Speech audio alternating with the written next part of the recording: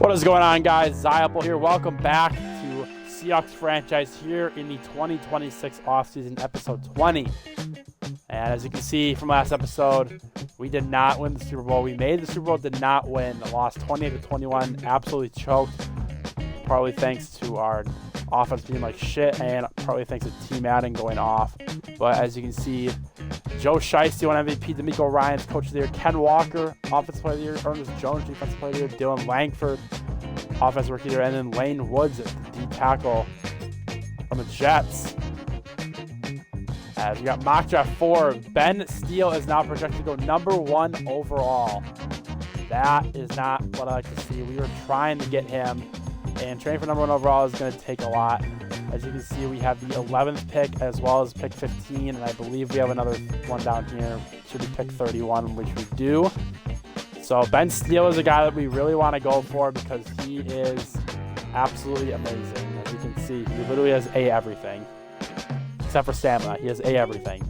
So this dude is going to be a monster, and I don't even care if we give up a bunch of stuff. We're going to get Ben Steele. That's the main guy. That's the only guy I've looked at so far.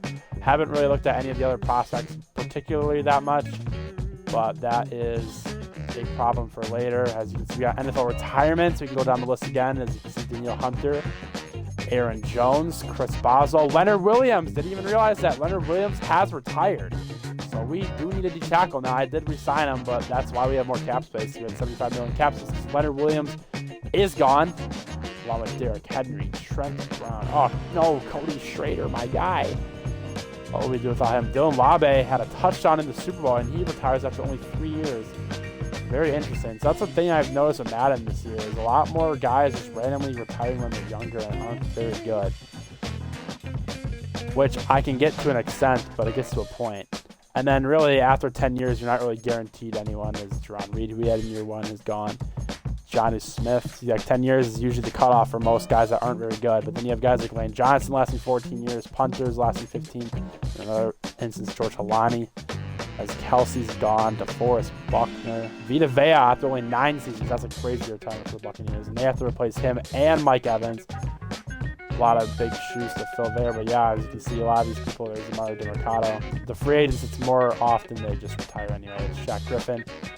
Could not find a home. He's Amir White, but not as many crazy retirements as there was before. But yeah, like I said, a lot of these free agents don't really have a home. Quan Alexander after 12 years, that's insane that he was still in the league there. Coaching carousel, I am going to keep Owen Scott.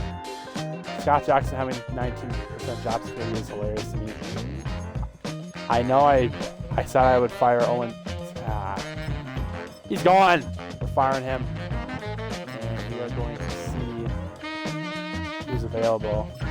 And it looks like there's no one good. Dave Canales is available. Looks like Owen Scott, we have Mike McDaniel. Brian Callahan. It would be funny if we picked up one of these guys as an offensive coordinator. I mean, Brian Callahan has 84.2% of his offense. I wish I could see his abilities. I mean, we'll give Brian Callahan. I know I did see Mike McDaniel, but I feel like Brian Callahan fits the mold better. I feel like Mike McDaniel could be a head coach somewhere else. And if he's not, then we'll see. But Brian Callahan is the new offensive coordinator. And we finally have head coaching experience in the coaching room. That's pretty much it for this week. As you can see, next week is Phil Staff is also re-signing, so I'll see you guys there. Players ready to negotiate. We do have the options of Byron Murphy as well as Roma Dunze. Roma Dunze in 28 mil. I am not accepting that option. Byron Murphy, I am going to accept that 5th-year option, though. That basically, he replaces the money filled from Leonard Williams. Roma Dunze, like I said, 28 mil for 1 year. I just don't see why that shouldn't even be a thing. And we're not doing that. Rico Dowell, sorry, I'm going to let him go again. If he wants to come back, maybe. Other than that, none of these guys I'm re-signing. Well, that would be interesting. Tony Fields and Andres Pete, if they were interested in coming back to the team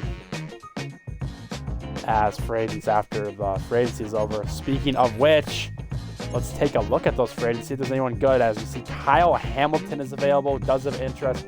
Also have Brian Branch, Zay Flowers, Marlon Humphrey. So we got Elgin Jenkins, could be a guy we pick up at center. Kyle Hamilton would be a fun safety to have, and I mean, he's looking for 19 a year. That's pretty affordable. We do have 76 million cap space, so we really should use some of this cap space. So we can take a look at backup running back, and not a lot of names. There's Zach Charbonnet, he wants 5 a year. It's not a crazy amount, but I mean, I think we're going to probably look to take a running back. There's Vernon. That was a guy that we also had at one point. Fullbacks, we don't need receivers. Zay Flowers is available. We do not need receiver. Tight end, we also do not need. Offensive line, I mean, Elgin Jenkins is there, and there was Brian O'Neill, was the other guy, but not really interested in those guys. D tackle could be a need for us. Jordan Davis is available, but $60 million a year seems a bit rich for my blood, so more likely we're just going to be looking at drafting someone. Trenton Simpson's a good user, but do not need that position. Really, all we really need is, I wouldn't mind a safety, and Kyle Hamilton and Brian Branch would both be great safeties to add. Also, a side note before I do that, apparently our defensive coordinator accepted a head coaching job, so Aaron Glenn's just here. I didn't sign him or anything, so I guess he just happened to show up. So I guess we have Aaron Glenn as our defensive coordinator and Brian Callen as our offensive coordinator. Pretty interesting development. I didn't even know you could do that in Madden, just randomly hire other people's coordinators, but there you go. Aaron Glenn's our new defensive coordinator. All right, guys, finally made the board, and I will say, not a big fan of this draft class. I think it's way worse than last year. So trade out for Ben Steele, we're pretty much almost guaranteed doing because we want him. We can go over to position by position for our favorites. Just kidding, we're not. Oh, we can do this. So at quarterback, we got Mikael Bramble. I'm just looking for a backup. Day 3 guy. I believe he's an athlete, if I remember correctly. Also has decent stats, nothing crazy. Running backs, that pair of running backs, we can look at Josh Barnett as well as Mac Jackson. Mac Jackson's like a really good power back down in the beginning, and I hope we can get Josh Barnett. Cesar Valdez, he's a jump ball receiver we can get. Ben Steele, obviously you guys know. Glover, pretty strong lineman. And then Kevon Parks, that's our backup plan if we cannot get Ben Steele, although I'm pretty certain we're going to get Ben Steele. Quentin Ellis, another guy. Levi Ivory would be a guy I would like to get. Not sure if that's realistic if we're trying for Ben Steele. So get Darnell Steed. Got a bunch of D tackles, a couple linebackers. Depending on how this draft goes, we might move to a 4-3, which means that we would need another linebacker. And then we got a couple corners that I like, although these are round 1 guys, so I'm not really looking to get these guys. And then Juan Baber could be in play, but it's looking more and more likely that we're going to be spending money in free agency or trading for a big name player. So I'm going to probably, I think the best move here, I guess we can take a look at how people progressed and regressed. Obviously, offensively, no one really regressed. I mean, yeah, definitely no one regressed. Defensively, I'm interested in Julian Love, who is up to an 88. So, I mean, he is 29. I don't even know if he did regress. Doesn't look like, yeah, he didn't regress at all, which is nice. So that's good, but could definitely, I guess it depends on how much he's getting paid. That's the other thing, too. Is on the last year's deal, getting paid $15 million, so would definitely like to replace that with a guy like Kyle Hamilton potentially. I mean, we do have Kevin Winston and Nick Amanawari, but both those guys can. Really, the safety position doesn't matter for us. We have guys that can play the box. We have guys that don't need to play the box. So, really, they can move everyone around. Other than that, I mean, DeMarcus Lawrence is an X factor, so we're keeping him. Although he definitely regressed. He's down to an 82. Yeah, he regressed big time. Holy cow! 21 stats regressed. So that could be a guy we look to trade as well. He's a 35-year-old, 13th year in the league. But yeah, we do need another D tackle. We have Mike Hall. That's the reason we trade for him. But we have a lot of options we can do, a lot of avenues we can go down. Also, Elijah Hudson is officially CB2. I don't care about the cool one anymore. Woolen's another guy we can move to free safety as well, so we have options. Offensively, just looking to upgrade the O-line whenever I can. Abe Lucas and Jendrick Wills are both guys I'd be looking to upgrade. Zyopal, ideally would play guard, but center is good for him for now. Matt Morant went up to superstar. Was he always superstar, or did he just go up? Oh, he just was a superstar development guy. That is awesome. So I guess Matt Morant is a superstar dev. So one of the guys we draft. So really, we had an insane draft class. That's for sure. Yeah, Matt Morant is superstar. I'm going to have to play him more. I mean, guess we'll see what happens to Kyle Pitts. But I mean, superstar tight end. Love to see that. But I'm gonna stop yapping now. But actually, I'm kidding. I'm not gonna stop yapping because I think I'm going for one of these two safeties. I don't know which one, but I'm for sure going for one of them. All right, we are offering to Brian Branch. He's gonna fit our scheme a little bit better. I mean, we do like box safeties, but also we don't really blitz. I mean, I don't know. It's just really tough, but gonna value offers. Hopefully Brian Branch is a member of the Seattle Seahawks. And via value offers, Brian Branch is still thinking, but Kyle Hamilton has left the market. He is a Charger. Holy cow. That's a lot of money for him. And now there are 19 teams in the hunt for Brian Branch. Now it got way more competitive. I mean, we don't need to get him. I'm gonna keep my offer the same. And we evaluate, and Brian Branch is your newest member of the Seattle Seahawks. Big bidding war. We ended up paying him $120 million over 6 seasons. That brings basically $20 million a year. That's a big contract, but it's a big guy we can upgrade. That means Julian Love is on the move. And as you can see, Elgin Jenkins is left, so that's the guy that we might have went for. Tackle-wise, I don't think. Yep, top 2 guys are gone, so I'm not looking to get anyone there. Running back would be the only other position I would go for, and I don't think I want Rico particularly that much back. That would be nice. I would only get Rico. It'd be a 1-year deal, and it would literally be this. I would offer him 3.5. If he wants it, he wants it. If he doesn't, he doesn't. But we're going to simulate all the way until the draft, and I will see mock draft 5 and see if we can't change Ben Steele's fate, but we want him bad, and we're going to get him. Looking at mock draft 5, Ben Steele will be the #1 overall pick, so we have to trade the #1 overall in order to get him. He's also going to be getting a bag. And in other news, it looks like Levi Ivory, who we want, is going to be picked 4th, so it's going to be very tough to get who we want that high in the draft. But otherwise, if we can't trade up, I think we will take the center at 15. It looks like a good spot for him. He's getting picked 22nd, so we'll probably just stick and pick at 15. But other than that, that's pretty much it. I'm going to try to make my best offer to get #1 overall, so we'll see what we can do. And we have officially gotten the #1 overall pick. We traded Julian Love, the 11th pick, the 31st pick, the 53rd pick, the 95th pick, and a 6th-round pick in 2029. To get Brandon Stevens and the 1st overall pick. Brandon Stevens, we literally just traded for him, and we're just flipping him because he is worth a lot of money, and I'm not paying a 4th corner $12 million a year. So we're getting rid of Brandon Stevens. We're getting pretty much anything we can get.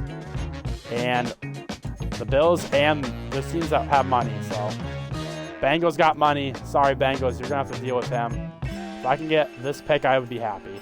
Okay, there we go. It's got Brandon Stevens for a 3rd. So we officially have the #1 overall pick, which means we will be selecting Ben Steele. You're about to see in a moment. With the 1st overall pick in the 2026 NFL Draft, your Seattle Seahawks are taking Ben Steele, left tackle, Oklahoma. A grade, the 2nd best player in the draft. Hidden dev, 91 strength. He is going to be absolutely insane for us. 22-year-old from Oklahoma, ate everything. Kind of pissed off they didn't give us the animation from when they walk up, but oh well, I suppose. Kayvon Parks is still here, 6'3" out of Bama. See if we really like him. I mean, he's got good pass blocking. Listed as a power guy. He's got great strength. We are really beefing up this O-line. It wasn't really a problem, but nothing wrong with upgrading. Kayvon Parks, welcome to the team. Another Alabama product. And he is the 4th best player in the class. Took him at 15. Does have hidden dev, 89 strength, 82 excel. 23-year-old. He is left-handed as well. He has A impact block, A pass block, A block power, all that stuff. Run block hopefully is good, but he's a power, so I'm assuming it will. So that's back-to-back offensive lineman we take. We want to start to the draft. Not going to wait much longer. Donnell Sneed, welcome to the Seattle Seahawks. Ranked 54th, took him at 39, so not the greatest value. Does have hidden dev, though. He is a run stopper, so potentially this could be another D tackle, really. I think of it that way, although he could play edge as well. Although I'm not sure. He is Akeem Jeffries, A zone coverage. Ran a 4.5 as elite. He's a really good athlete. And we're going to take Akeem Jenkins here. The next pick, ranked 52nd, took him at 42. Has hidden dev, 88 speed. We're going to love to see that linebacker. If I have to choose one, I'm taking this Brandon Montague, D tackle from Tennessee, 21-year-old, 6'6". And we have the 5th overall player in the class. Absolute just snipe. 94 strength, hidden dev. We might have found our Leonard Williams replacement. Absolutely sniped this guy. Take a look at his skills. I mean, A tackle, A player, B power moves, B block shedding. Absolute snipe. Love to see that. We're going to take him here. I think this is the better guy. It is. Okay, we're taking Mac Jackson in the 3rd round. Might be a reach for a running back. And it looks like it might have been 91st overall. Only normal dev. 90 speed, though. Can't complain about that. And we do Quentin Ellis, right guard from Auburn. Ranked 22nd in the class. Took him at 99. Does have hidden dev. So we just took 3 offensive linemen, all with hidden dev. So we got, at best, a good backup. And I want to look at the board, see if I find any other running backs I like. Terrence Clay, we're double dipping at running back. Trying to find him one with hidden dev so we can replace Rico Dowd. 94th in the class, 122, 92 speed. He does have normal dev, though, so looks like it's just not meant to be to find a running back that we like. Also, I want to double dip at quarterback, backup quarterback. And we don't have a lot of options here. Connor Hayes, we're taking him here. Another quarterback, 5th rounder. And he is really bad. Normal dev, 92 throw power, 78 speed only. Not ideal. Taking a look at our draft class, and it looks like we did a solid job at finding talent. As Ben Steele's an 81 overall. Does have hidden dev, looks like a power archetype. 91 strength, pass block, already off to a good start along with run blocking. 87 in block, I do not think he's generational. He did look really good entering the draft. Kayvon Parks is also a 79. That is lovely as well to see that. He is 23, a little bit older, but he also does have hidden dev. And he looks like a much, besides the finesse, he looks like a better blocker than Ben Steele. Donnell Snead only is a 72 overall. Does have hidden dev, though, so can't complain about that. He could be a D tackle. I think we're going to keep him at edge for now. Although he is a slow edge, so. That's the thing with this year. I feel like a lot of these draft classes, the edge rushers are really, really big. Like, he doesn't look big, but he's 6'5", 308. So, he is a pretty raw prospect, so we have to develop him pretty good. Then we got Akeem Jenkins, who's only a 72, but has 88 speed, hidden dev, 80 tackles, off to a good start. Mikal Bramble, one of the quarterbacks, is taking normal dev. His accuracies aren't the worst, but under pressure, he's not very good, so. Taking a 3rd rounder as a rookie, not ideal. And then Mac Jackson, the 1st running back we took, 70 overall from Villanova, 90 speed, 79 break tackle. I believe, yeah, he was a power back, but has a lot of development to do there. 85 trucking, 84 stiff arm, though, is pretty good. And we got Quentin Ellis, another lineman we took, was hidden dev. Guard from Auburn. He's really strong, so I love that. 89 lead block, so a good puller, but that's about it. Pretty raw prospect. I think he's going to be a backup for us. Another running back. Oh, I totally forgot about Brandon Montague, one of the guys that sniped him. 94 strength at D tackle is insane. This guy is going to develop very good. Brenton Montague, that's a great pick for there. And we did take 3 of the top 5 players, and then the rest of the draft filled out, did take a blonde snapper. Russ Apple, I thought it was a funny name. Slot receiver archetype, and then another backup quarterback. So looking at the rest of the NFL, Carl Williams, 84 overall running back. That would have been a nice draft to take. Was never taken up. 96 speed, though. 86 break tackle. This guy looks like the next coming of Ken Walker. 99 juke move. This has to be a generational running back then. 99 juke move.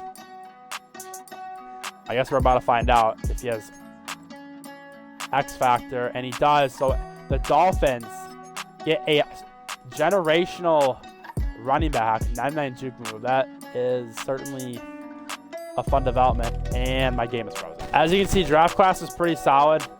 Trod Walker is a 79, he was 2nd overall. That Juan Baber, that's a safety we were looking at drafting. He ends up being a 78 overall.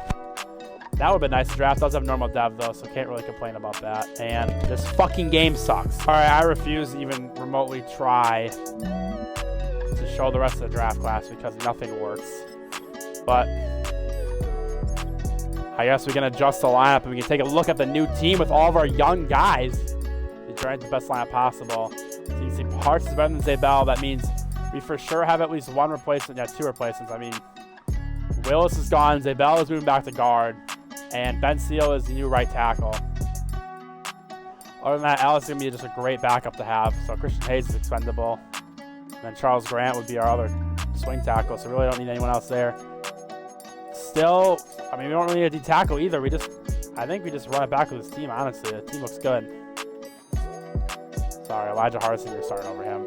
Cole Bishop's my free safety. What is going on? I forgot that I have Cole Bishop. That'd be a nice trade piece to have, although he's on the team for 2 years, so we'll see. But yeah, one of these guys is playing free safety, probably Brian Branch. Other than that, gonna have to adjust the team. Yeah, we got new edge rushers too. I forgot about that as well. We have all sorts of fun people. Special teams.